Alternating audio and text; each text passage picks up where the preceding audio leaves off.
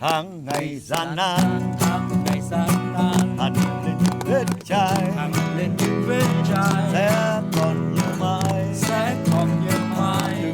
buồn vui khó phai, Buồn vui khó phai. những người xung phong, Thanh niên xung phong, về đây với nắng trường, thanh niên xung phong, áo bạc xì gió, áo bạc sương gió, mà đời xanh khát vọng.